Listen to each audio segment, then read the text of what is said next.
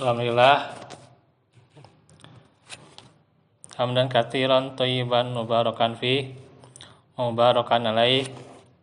Asyhadu an la ilaha illallah wahdahu la syarikalah wa asyhadu anna Muhammadan abduhu wa rasuluh alladzi la nabiyya ba'dah. Alhamdulillah, ikhwatu fillah rahimakumullah. Pada hari ini kita bertemu di dalam majelis ilmu yang bersyukur kita hari ini walaupun seadanya di hari Kamis sore ini menjelang maghrib kita bisa bermuajahah dan melanjutkan pelajaran di waktu hari Rabu kemarin. Nah, ini kan jadi melanjutkan seputar dahsyatnya hari kiamat. Ikhwatu fillah, ya semoga kehadiran kita dirahmati oleh Allah Subhanahu wa taala. Saya hari ini sedikit saja karena ini juga belum benar-benar istirahat ya dan mau maghrib.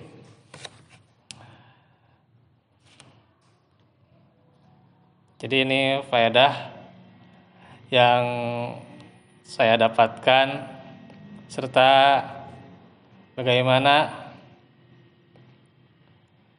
ya insya Allah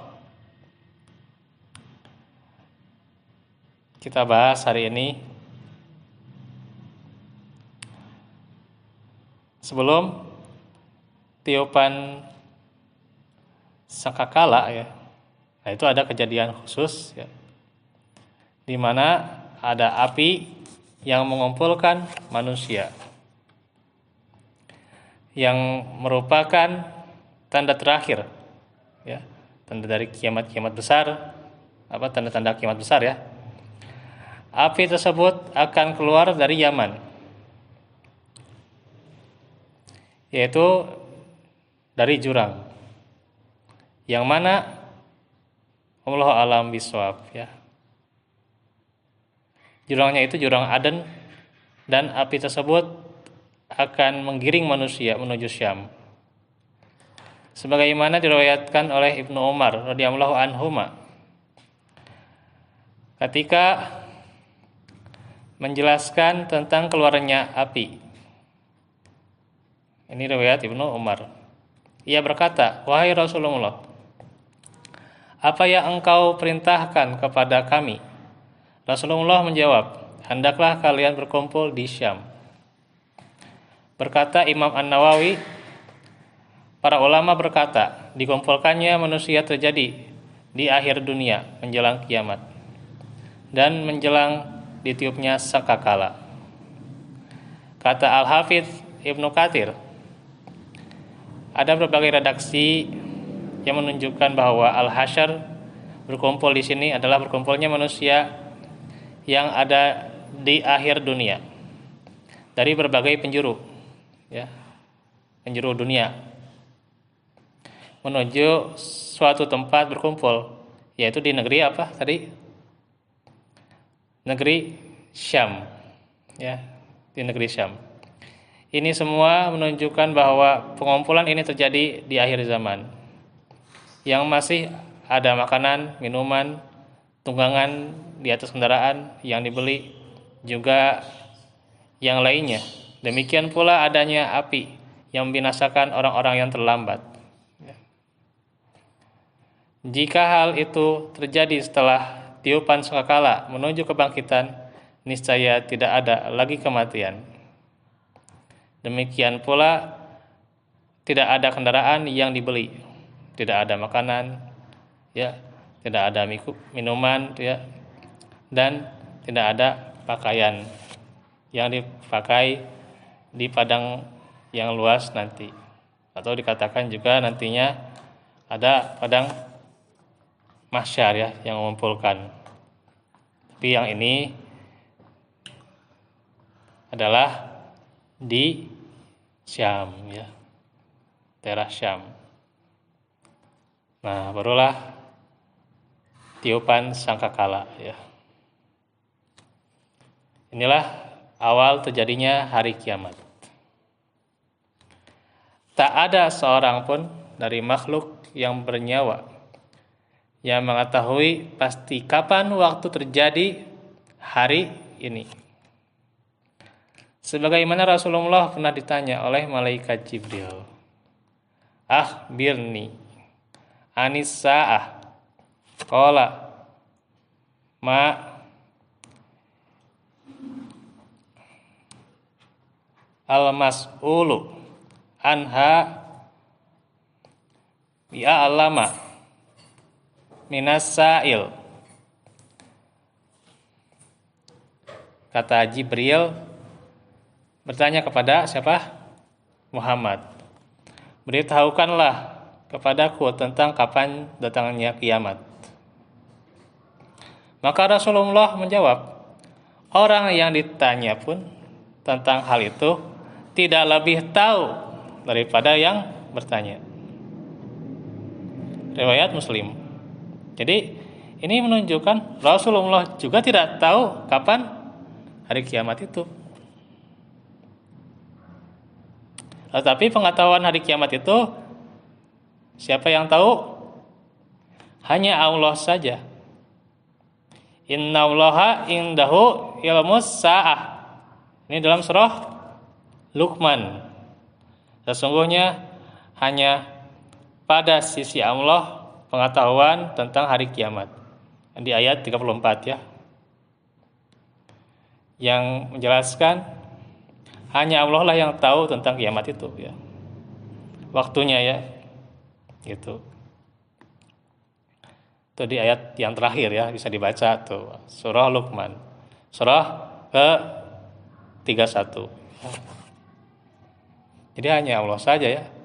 Nabi saja tidak tahu ya. Tuh. Tapi kalau orang sekarang ada yang sok tahu ya. Sok tahu menentukan kapan kiamat ya. Gitu. Ada ya orang-orang luar lah, orang yang menjelaskan oh ini nanti terjadi kiamat dan seterusnya ya. Gitu. Maka kayak ini ya hanya Allah yang tahu ya. Tidak ada yang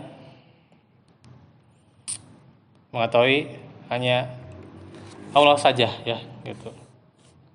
Tidak ada selain Dia. Jangan yang sok tahu gitu ya gitu. Ada dukun berkedok ustaz juga ya. Allah alam itu juga tidak akan terjadi ya gitu. Dan hari kiamat itu akan datang secara tiba-tiba. Kata Allah, sakulat fis samawati wal ard la ta'tikum illa baktah.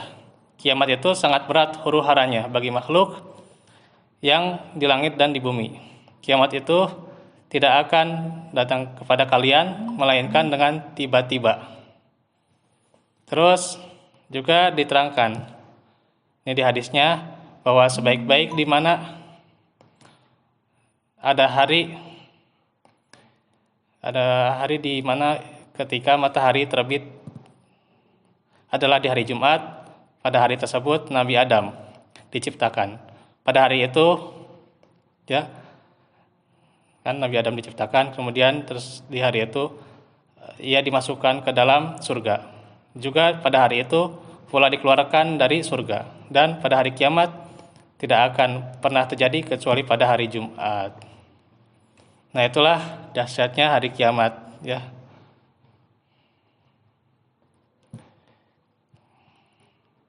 Kemudian juga sangkakala, yaitu sudah dijelaskan kemarin ya gitu. Jadi ditiup oleh Israfil, yang Israfil itu menantikan perintah untuk meniupnya. Israfil adalah salah satu malaikat yang mulia, juga memikul arsy Allah. Ia akan melakukan 2 kali tiupan ya. Ini yang paling kuatnya. Walaupun nanti ada pendapat yang 3, ada yang 4 ya gitu. yaitu di surah Az-Zumar ayat 68. Wa nufikha fis suri fasa'iqa man fis samawati wa man fil ard illa man sya'allah. Dan ditiuplah sakakala, maka matilah yang di langit dan di bumi, kecuali orang yang dikehendaki oleh Allah. Terus dari hadis Ubay bin Ka'ab, nih panjang ya. Apabila telah berlalu 2/3 malam, maka Rasulullah bangkit berdiri dan bersabda, "Wahai sekalian manusia, ingatlah kepada Allah. Ingatlah kepada Allah akan datangnya tiupan pertama mengguncangkan alam dan akan diiringi dengan tiupan kedua. Maka datanglah kematian." Ya, semua pada mati nanti ya. Kecuali yang dikehendaki oleh Allah yang kekal. Gitu. Dengan segala sesuatu yang ada di dalamnya, jadi alam semesta itu akan hancur. Maka datanglah kematian dengan segala sesuatu yang ada di dalamnya. Nah itu, maka ini ada ayat-ayat yang nanti menjelaskan ya, tapi itu nanti ajalah dibahasnya ya, karena agak panjang nih penjelasan tentang ayat-ayatnya.